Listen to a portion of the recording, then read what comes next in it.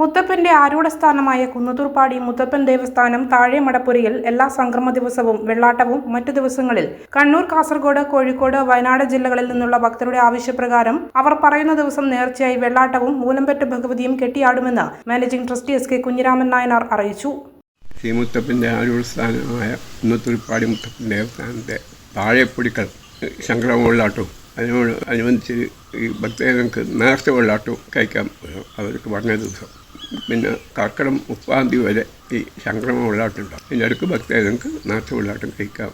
ഈ ഭക്തജനങ്ങൾ നേർച്ചയായിട്ട് മൂലം പറ്റ ഭഗവതി കഴിക്കാൻ പറ്റും. ഈ മാസം 25, 26 തീയതികൾ ശനി, ഞായർ ഭക്തന്മാരെ നേർച്ച വെള്ളാട്ടം ഉണ്ടായി. പയ്യാവൂർ കാഞ്ഞിരക്കുല്ലി റോഡിൽ സ്ഥിതി ചെയ്യുന്ന മുത്തപ്പൻ ക്ഷേത്ര മടപ്പുരയിൽ വെള്ളാട്ടം കാണാനായി കർണാടക, മഹാരാഷ്ട്ര, ആന്ധ്ര സംസ്ഥാനങ്ങളിൽ നിന്ന് ഭക്തർ എത്താറുണ്ട്.